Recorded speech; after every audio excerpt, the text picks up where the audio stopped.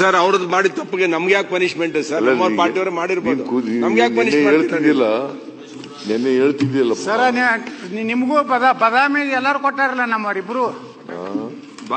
ಬದಾಮಿಗೆ ನಿಮ್ಗೂ ಸಾಕಟ್ಟು ಕೊಟ್ಟಾರ ನಮ್ಮವರಿಬ್ರು. ಕೂತ್ಕೊಳ್ರಿ, ನೀವು ಪಕ್ಷದಿಂದ ಎಕ್ಸ್ಪೆಲ್ ಆಗಿದ್ದೀರಿ, ಕೂತ್ಕೊಳ್ಳಿ. ಅಲ್ಲ ಎಕ್ಸ್ಪೈಲ್ ಆದ್ರೆ ಏನ್ ಸರ್? ಅದಕ್ಕೆ ನೀವ್ ಯಾಕೆ ಬೈತೀರಾ?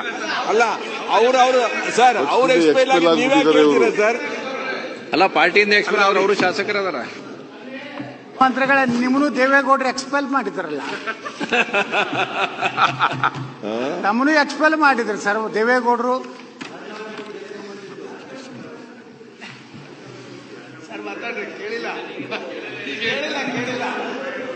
ಸನ್ಮಾನ್ಯ ಮುಖ್ಯಮಂತ್ರಿಗಳೇ, ತಮ್ಮನೂ ಸಹ ಅಹಿಂದ ಹೋರಾಟ ಮಾಡಿದ್ದಕ್ಕೆ ದೇವೇಗೌಡರು ಎಕ್ಸ್ಪೆಲ್ ಮಾಡಿದ್ರು. ಹೌದು, ಯಾರ್ಯಾರು ಎಕ್ಸ್ಪೆಲ್ ಮಾಡ್ತಾರೋ ಅವ್ರು ಮುಖ್ಯಮಂತ್ರಿಗಳು ಆಗ್ತಾರ.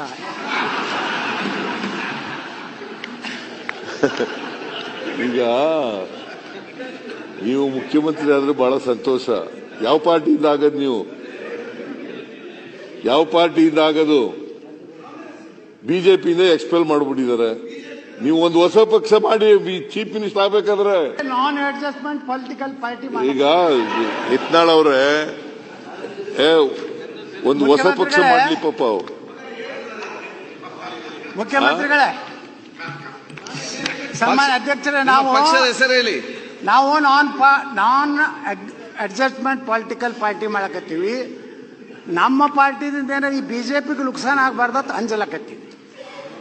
ನಿಮಗೆ ಲಾಭ ಆಗಿಗಿದ್ದ ನಮಗೆ ಲಾಭ ಆಗ್ಬೇಕಾದ್ರೆ ನೀವು ಒಂದು ಹೊಸ ಪಾರ್ಟಿ ಮಾಡಬೇಕು.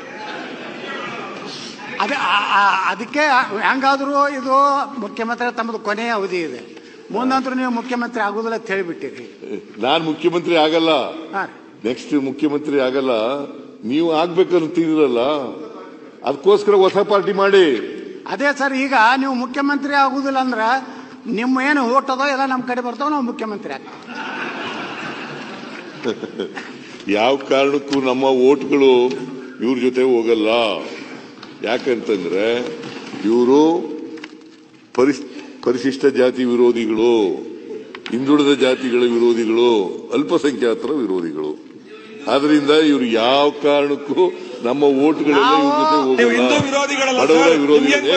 ಕೂತ್ಕೊಳ್ಳಪ್ಪ, ಅವ್ರ ಜೊತೆ ಮಾತಾಡ್ತಾರೆ. ಸನ್ಮಾನ್ಯ ಅಧ್ಯಕ್ಷರೇ, ಈಗ ನಾವು ನಿಮ್ಮ ಅತ್ಯಂತ ಪ್ರೀತಿಯ ಶಿಷ್ಯ ರಾಜಣ್ಣವ್ರು ಕೂಡ ಪಾರ್ಟಿ ಮಾಡ್ತೀವಿ.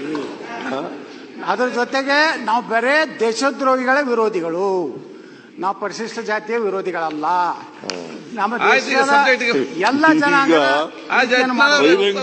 ಬಹಿರಂಗವಾಗಿ ಟೋಪಿ ಹಾಕಿರೋರು ಓಟ್ ಬೇಡ ಅಂತ ಹೇಳೋರು ಯಾರು? ಓಟ್ ಬೇಡ ಅಂತ ಹೇಳೋದು ನಾನೇ ಬಿಡ್ರಿ. ಅದ್ರಾಗೆ ಇವರು ದೇಶದಲ್ಲಿ ಅವರು ಓಟ್ ಬೇಡ ಅಂತ ಹೇಳೋದು ನಾನೇ. ಏನು ಅದಕ್ಕೇನು ಭಯ ಇಲ್ಲ, ಅಂಜಿಕಿಲ್ಲ, ಏನು ಯಾರ್ದು ಬಿಡೇ ಇಲ್ಲ. ಆಯ್ತು ಸಬ್ಜೆಕ್ಟ್. ಅದಕ್ಕೆ ನೀವು ಯಾವ ಕಾರಣಕ್ಕೂ ಮುಖ್ಯಮಂತ್ರಿ ಆಗಲ್ಲ, ಅಧಿಕಾರಕ್ಕೆ ಬರೋದೂ ಇಲ್ಲ. ನೆಕ್ಸ್ಟ್ ಎಲೆಕ್ಷನ್ ನಲ್ಲಿ ನೀವು ಪೂರ್ಣವಾಗಿ ಸೋಲ್ತೀರಿ. ನೀವು ಸೋಲ್ತಿರೋ ನಾವು ಸೋಲ್ತೀವೋ, ನಾವು 130 ಬಂದು ನಿಮ್ಮ ಜಾಗದಾಗ ನಾವೇ ಬಂದ್ಕೊಂಡಿರ್ತೀವಿ. ಬಹಳ ಸಂತೋಷ, ಬಹಳ ಸಂತೋಷ. 2028ರಲ್ಲಿ ಯಾವ ಪಾರ್ಟಿಯವರು ಹೇಳಿ? 2028ರಲ್ಲಿ ನಮ್ಮ ಪಕ್ಷನೇ, ಕಾಂಗ್ರೆಸ್ ಪಕ್ಷನೇ ಮತ್ತೆ ಅಧಿಕಾರಕ್ಕೆ ಬರುತ್ತದೆ. 100ಕ್ಕೆ 100 ಸತ್ಯ. ನೀವು ಯಾವ ಕಾರಣಕ್ಕೂ ಬಿಜೆಪಿ ಆಗಲಿ, ಜೆಡಿಎಸ್ ಆಗಲಿ, ಯತ್ನಾಳ್ ಇಂಡಿಪೆಂಡೆಂಟ್ ಆಗಿದ್ದಾರೆ. ಈಗ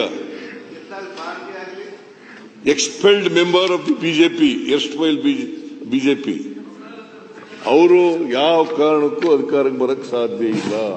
ನೀವೇನಾದ್ರು ಒಂದು ಹೊಸ ಪಾರ್ಟಿ ಮಾಡಿದ್ರೆ ಸಾಧ್ಯತೆ ಇದ್ರೂ ಇರಬಹುದು.